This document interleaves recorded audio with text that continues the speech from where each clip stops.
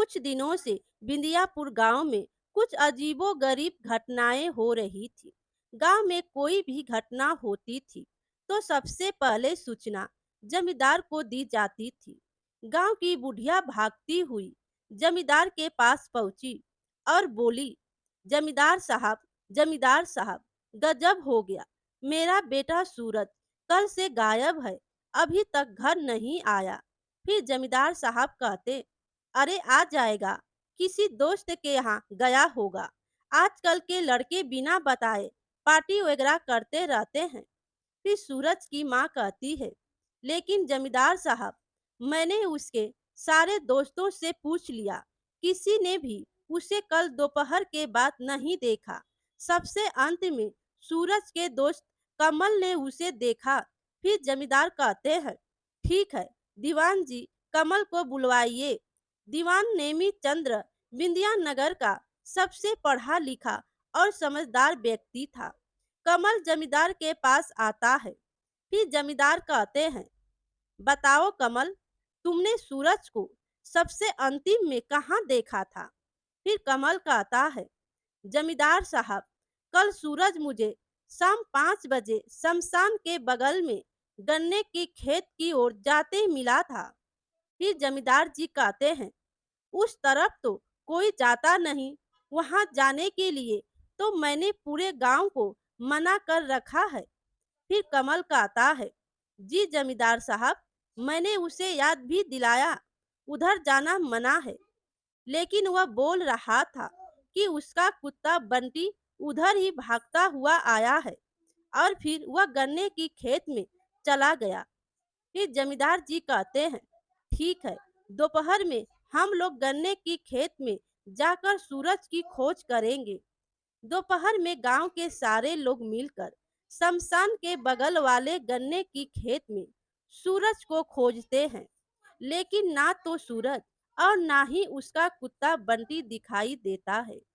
शाम ढलने से पहले जमींदार वहां से सभी लोगों को निकल जाने के लिए बोलता है, क्योंकि बिंदियापुर के लोगों का मानना था कि शाम ढलने के बाद उस गन्ने की खेत में भूत प्रेत का वास होता है। अभी तक बिंदियापुर के लगभग 30 लोग उस गन्ने की खेत में लापता हो चुके थे। कई बार इस गन्ने की खेत को काटा भी गया, लेकिन अगली सुबह फिर उसमें गन्ने का खेत पाया जाता। भय से गांव का कोई आदमी शाम के वक्त उधर से नहीं गुजरता। फिर सूरज की माँ कहती है, अब क्या होगा मालिक, मेरा सूरज के सिवा इस दुनिया में कोई नहीं है। फिर जमींदार जी कहते हैं, मैं तुम्हारे दुख को समझ रहा हूँ, लेकिन जितना हमें करना था हम लोगों ने कोशिश कर लिया। अब तुम जाओ और थाने में अपना रपट लिखवा दो। तभी कल्लू धोबी दौड़ता हुआ आता है और कहता है, जमींदार साहब, गजब हो गया। मैं नदी के किनारे कपड़ा धो रहा था, तभी शमशान के बगल वाले गन्ने की खेत से लाल धुएं का बवंडर उड़ता हुआ देखा और उस बवंडर में गांव से लापता कई पुराने लोग और सूरज अपने कुत्ते बंटी के साथ दिखाई दिया। फिर जमींदार जी कहते हैं, क्या बकते हो कल्लू, हम सब अभी उस गन्ने की खेत से ही आ ही रहे हैं, हमें तो वहाँ कुछ भी ऐसा नहीं दिखा। फिर कल्लू धोबी कहता है, मालिक, मैं सच बोल रहा हूँ, मैंने अपनी आंखों से अभी देखा है। वह बवंडर तेजी से चक्कर काटते हुए शमशान की तरफ चला गया और वह लाल धुएं से फिर वह नील धुएं में बदल गया। तभी वहां इंस्पेक्टर राम सिंह वहां आ गया। फिर जमींदार कहते हैं, आइए इंस्पेक्टर साहब, हम आप ही को बुलाने वाले थे। आपके गांव में घट रही घटनाओं के बारे में आपको तो मालूम ही होगा। फिर इंस्पेक्टर कहते हैं, जी हाँ जमींदार साहब, गांव में घट रही घटनाओं पर हमारी पैनी नजर है। हमने दो कांस्टेबल जगन और मोहन को गन्ने की खेत के पास चेक पोस्ट बनाकर तैनात रहने को कहा है। फिर जमींदार साहब कहते हैं, अभी अभी कल्लू धोबी ने गन्ने की खेत में लाल धुएं का बवंडर उड़ते हुए देखा है। जो शमशान में जाकर नीले कलर में बदल गया और विलीन हो गया। तो इंस्पेक्टर कहते हैं, हमें यह भी पता है। कांस्टेबल जगन और मोहन ने इसकी पुष्टि की है कि ऐसे बवंडर को उन्होंने उड़ते हुए देखा है जिसमें कुछ लोग फंसे हुए दिखाई दिए थे। मैं इसीलिए आपके पास आया हूँ कि आप गांव में सभी को हिदायत दे दे कि शाम के वक्त गन्ने की खेत की तरफ कोई नहीं जाएगा। गांव का सबसे बड़ा सेठ महिपाल की कार भी वहां आ जाती है। उन्हें देखकर जमींदार जी कहते हैं, अरे आइए महिपाल जी, आप ही के गन्ने की खेत की चर्चा हो रही है। फिर महिपाल सेठ कहते हैं, अरे मैं भी इस भुतिया गन्ने की खेत से परेशान हो गया हूँ। मैं सोच रहा हूँ कि उसके चारों तरफ चार दीवारी गिरवा दूं ताकि आगे कोई कांड ना हो। फिर इंस्पेक्टर कहते हैं, सही सोचा है सेठ जी आपने। फिर सेठ महिपाल मुखिया जी को एक संदूक देते हुए कहते हैं, यह लीजिए मुखिया जी, 5 लाख रुपए मेरी तरफ से बुढ़िया को दे दीजिए। फिर जमींदार जी कहते हैं, अरे महिपाल जी, आप खुद ही दे दीजिए। तो सेठ महिपाल कहते हैं, अरे आप खुद दे दीजिए, मैं गुप्त दान देने में विश्वास रखता हूँ, दिखावे में नहीं। अच्छा मैं चलता हूँ, मंत्री जी के साथ एक इम्पोर्टेंट मीटिंग है। फिर इंस्पेक्टर कहते हैं, ऐसे ही आदमी को हमारे समाज की जरूरत है, बहुत ही नेक आदमी है सेठ जी। उधर कांस्टेबल जगन और मोहन चेक पोस्ट पर। जगन कहता है, भैया आप कहाँ से हो? फिर मोहन कहता है, हम तो बिहार से हैं। और आप? फिर जगन कहता है, हम तो यूपी से हैं। जरा सुरती है तो दो यार, डर के मारे हाथ पैर कांप रहे हैं। बताओ, हम लोग क्या भूत पिचास भगाने के लिए भर्ती हुए थे पुलिस में? फिर मोहन कहता है, हाँ भैया, बात तो तुम ठीक कर रहे हो। यह लो चुनौती, पहले खैनी रगड़ो, फिर खाकर सोचेंगे कि हमें क्या करना है। डर तो ससुरा हमें भी लग रहा है। फिर जगन कहता है, भैया तुमने भूत देखा है? तो मोहन कहता है, हाँ भैया, हमने तो देखा है। मेरे चाचा को हमारे सामने भूत ने 3 बार उठाकर पटका था जब हम आम के पेड़ के लिए रखवाली के लिए मचान बनाकर उस पर सो रहे थे। फिर जगन कहता है, मैं नहीं मानता, मैं यह भूत प्रेत को नहीं मानता। यह एक कोरी कल्पना है, अफवाह है। फिर मोहन कहता है, ठीक है भैया, अपनी अपनी सोच है। यह अच्छी बात है कि तुम्हें भूत प्रेत पर विश्वास नहीं है, हमें तो है भैया। ऐसा करते हैं, आधी रात तक तुम पहरा देते रहो, आधी रात के बाद मुझे उठा देना और तुम सो जाना। फिर जगन कहता है, हाँ यही ठीक रहेगा भैया। फिर मोहन भी कहता है, ठीक है भाई, मैं तो अब सोने जा रहा हूँ। रात 1 बजे हमें उठा देना। अभी 5 मिनट ही हुए थे। चेक पोस्ट के पास बने झोपड़ी में सोने जा रहे जगन मोहन के पास आता है। फिर मोहन कहता है, अरे जगन, क्या हुआ? तुम अंदर क्यों आ गए? तो जगन कहता है, भाई मुझे पेशाब लगी है। तो मोहन कहता है, अबे पेशाब तू अंदर करेगा क्या? थोड़ी दूर जाकर पेशाब कर लो, पूरा खेत खाली पड़ा है। तो जगन कहता है, ऐसी बात नहीं है मोहन भाई, दरअसल मुझे उधर जाने में डर लग रहा है। प्लीज थोड़ा सा मेरे साथ चलो ना, मैं पेशाब कर लूंगा तो फिर आ जाना। फिर मोहन कहता है, यार तुम अभी तो कह रहे थे कि तुम्हें भूत पिशाच से डर नहीं लगता है। तुम्हारे इस बात से मुझे भी कुछ हिम्मत बढ़ा था, लेकिन तुम तो मुझसे भी ज्यादा डरपोक हो। चलो टॉर्च लेकर चलते हैं। जगमोहन चेक पोस्ट से कुछ दूर जाकर पेशाब करने लगता है। उससे 2-4 कदम दूर अचानक वहां से एक काली बिल्ली जगन के पैरों से टकराती हुई दूसरी ओर खेत में भाग जाती है। जगन डर के मारे उछलकर मोहन के ऊपर चढ़ जाता है और कहता है, भैया बचाओ बचाओ, मेरे पैरों से भूत टकराया।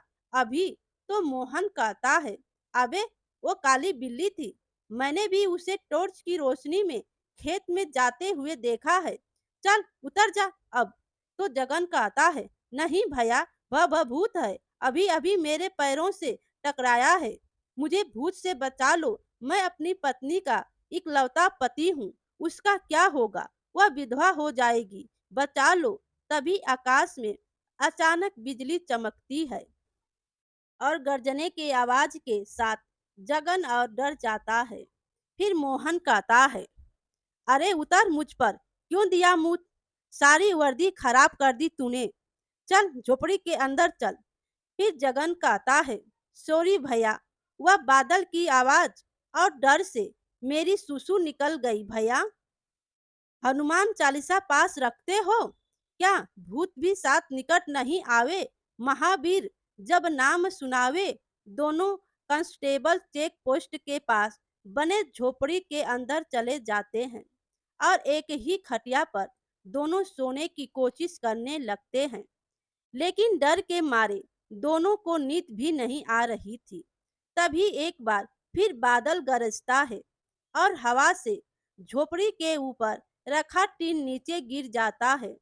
जगन भूत भूत करते हुए खटिया से उठकर बाहर भाग जाता है। उसके पीछे पीछे मोहन भी भागता है और कहता है, अरे जगन किधर जा रहा है? रुक रुक जा मेरे भाई। फिर जगन कहता है, तुम भी जल्दी भागो वहां से, भूत है वहां पे, भूत। मैं जा रहा हूँ थाने में, तुम भी भागो वहां से। फिर मोहन कहता है, अरे मेरे भाई, गांव तो इधर है, उधर तो गन्ने का खेत है, उधर नहीं जाना। प्लीज लौट आओ, मेरी बात मानो, मेरी आवाज सुन रहे हो ना? लेकिन जगन डर के मारे मोहन की एक बात नहीं सुनता और गन्ने की खेत की ओर भाग जाता है। मोहन थक हार कर थाने लौट आता है और इंस्पेक्टर राम सिंह को सारी घटना बताता है।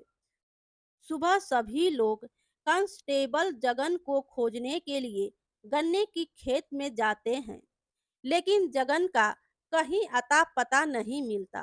फिर जमींदार कहते हैं, इंस्पेक्टर साहब, आपने बोला था कि हमने दो कांस्टेबल सुरक्षा के लिए गन्ने की खेत के पास लगा दिए हैं, लेकिन अब तो कांस्टेबल भी गायब हो गया। अब क्या किया जाए? फिर इंस्पेक्टर कहते हैं, जमींदार साहब, मेरी बात मानो तो अब हमें अवघड़ों की मदद लेनी होगी, तब पता चलेगा कि इस गन्ने की खेत का राज क्या है। पिछले 12 साल में कुल मिलाकर 30 आदमी और न जाने कितने सारे जानवर इस गन्ने की खेत में गायब हो चुके हैं। शमशान से एक अवघड़ को बुलाया जाता है। वह हड्डी की खोपड़ी में मारकर कुछ सुनने की कोशिश करता है और बताता है, जय महाकाल, मेरी तेलियां मसान की खोपड़ी बता रहा है कि आज से करीब 12 साल पहले इस गन्ने की खेत में किसी पुजारी की हत्या करके गाड़ दिया गया है। उसी पुजारी की अतृप्त आत्मा अपनी ओर ध्यान खींचने के लिए यह सब कर रहा है। तो दीवान जी कहते हैं, हमारे गांव में आज तक किसी पुजारी की हत्या तो नहीं हुई है। हाँ, 12 साल पहले हमारे गांव के मुख्य पुजारी मंदिर से भगवान का सारा सोने का गहना और मुकुट लेकर भाग जरूर गया था।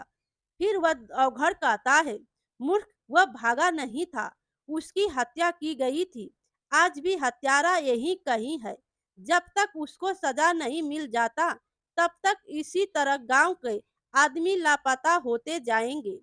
फिर जमींदार जी कहते हैं, तो अब हमें क्या करना चाहिए?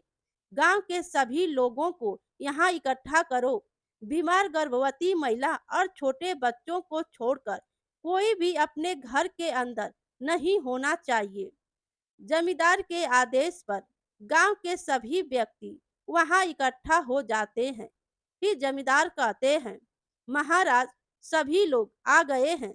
तो वह अवघड़ कहते हैं, नहीं, अभी भी एक आदमी नहीं आया है और वह बीमार भी नहीं है। फिर एक कांस्टेबल कहता है, सर, सिर्फ सेठ महिपाल नहीं आए हैं, उन्हें अभी किसी जरूरी मीटिंग में शहर निकलना है। फिर जमींदार जी कहते हैं, हमारे गांव की सुरक्षा से और कोई बड़ा मीटिंग नहीं हो सकता है। दीवान जी और इंस्पेक्टर साहब, आप दोनों जाकर सेठ महिपाल को बुलाकर लाइए। सेठ महिपाल आने में बहुत आनाकानी करता है, लेकिन इंस्पेक्टर साहब और दीवान जी के दबाव के कारण उसे अवघड़ के पास आना ही पड़ता है। रामू गांव से एक खटिया लाता है, उस पर जमींदार जी बैठते हैं।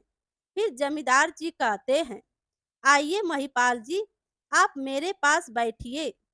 फिर जमींदार जी अवघड़ को कहते हैं, हाँ महाराज, अब आप अपना काम शुरू कीजिए। फिर वह अवघड़ बाबा कहते हैं, अभी यह तेलिया मसान की खोपड़ी उस आदमी के पास जाएगी और वहां ठहर जाएगी 5 मिनट। उस आदमी को अपना गुनाह कबूल करने का अवसर मिलेगा। उसके बाद तो यह खोपड़ी मेरी भी नहीं सुनेगा। इससे निकलने वाली आग से अपराधी का चेहरा भस्म हो जाएगा। फिर महिपाल कहता है, जमींदार साहब, यह क्या ड्रामा कर रहा है? मुझे इन सब में विश्वास नहीं। मैं चलता हूँ। मंत्री जी के साथ मेरी बहुत इम्पोर्टेंट मीटिंग है शहर में। तो जमींदार जी कहते हैं, अरे, मैं फोन कर दूंगा मंत्री जी को, वह मेरे जान पहचान के हैं। आप टेंशन मत लो, आधे घंटे की बात है। तभी अचानक वो अवघड़ की खोपड़ी उड़ते हुए सीधा महिपाल के पास आकर रुक जाती है। फिर महिपाल कहता है, अवघड़, यह क्या मजाक है? हटाओ इसे यहाँ से। फिर अवघड़ कहता है, शायद आपने मेरी बातों को गंभीरता से नहीं लिया। आपके पास सिर्फ 3 मिनट बचे हैं गुनाह कबूल करने के लिए, क्योंकि 2 मिनट तो हमारी बात में ही बर्बाद हो गई। फिर महिपाल कहता है, हाँ, मैं ही पुजारी की हत्या का अपराधी हूँ। रोको इसे, मैं मरना नहीं चाहता। 12 साल पहले जब मैं मंदिर से सोने के गहने और मुकुट की चोरी करके भाग रहा था, तो पुजारी ने मुझे देख लिया था और मेरे पीछे पीछे इस गन्ने की खेत में पहुंच गया जहां मैं उसे छुपा रहा था। मैंने उससे विनती की, लेकिन वह नहीं माना, तो मैंने उसे गला दबाकर मार दिया और वहीं उसकी कब्र खोद दी। कुछ दिन बाद वही सोने के आभूषणों को बेचकर सेठ महिपाल बन गया। फिर वह खोपड़ी अपनी जगह वापस अवघड़ के पास चली जाती है और जमींदार साहब कहते हैं, इंस्पेक्टर साहब, देख क्या रहे हैं? इस दुष्ट को हिरासत में ले लीजिए। कांस्टेबल मोहन इंस्पेक्टर राम सिंह का इशारा मिलते ही तुरंत सेठ महिपाल को पकड़कर हथकड़ी लगा देता है। तभी गन्ने की खेत में से एक बवंडर उठता है और गांव वालों के सामने अवघड़ की यज्ञ अग्नि में पंडित की श्रापित आत्मा आ जाती है और वह आत्मा कहती है, मेरी आत्मा की तृप्ति इस पापी की मौत से संभव है, लेकिन किसी कारण बस मैं उस गन्ने की खेत में बाहर नहीं आ पा रहा था। फिर महिपाल कहता है, मुझे माफ कर दो पंडित जी, मुझे अपने किए का पछतावा है। फिर पंडित की आत्मा कहती है, तेरी वजह से मैंने इन बेकसूर गांव वालों को अपनी कैद में रखा हुआ है। तेरी मौत से उनकी मुक्ति संभव है। तो जमींदार जी कहते हैं, पुजारी जी, कोई और विकल्प दीजिए। किसी की मौत से आप कैसे संतुष्ट हो सकते हैं? फिर पुजारी जी कहते हैं, चुप करो तुम सब। मेरी मौत को रहस्य बात कर शानो शौकत की जिंदगी जी रहा हूँ, लेकिन अब नहीं। उसके बाद पुजारी की आत्मा अपने तेज तरार नाखूनों से महिपाल का गला पकड़कर उसे हवा में लटका देती है और थोड़ी देर में ही उसको मार डालती है। इसके बाद आत्मा वहां से गायब हो जाती है। फिर अवघड़ कहता है, मुक्ति मुक्ति, और एक के बाद एक करके 30 आदमी और कई सारे मवेशी उड़ते हुए आकर अवघड़ के पास गिरते हैं और सभी सुरक्षित अपने अपने परिजनों से मिल जाते हैं। वह अवघड़ों के कहने पर उस गन्ने की खेत को जलाकर पुजारी जी की याद में एक बड़ा सा मंदिर बना दिया जाता है। मेरे प्यारे दोस्तों, कहानी अच्छी लगी हो तो लाइक कीजिए और अपने दोस्तों में भी शेयर कीजिए और चैनल पर नए हो तो चैनल को सब्सक्राइब कीजिए। Thank you.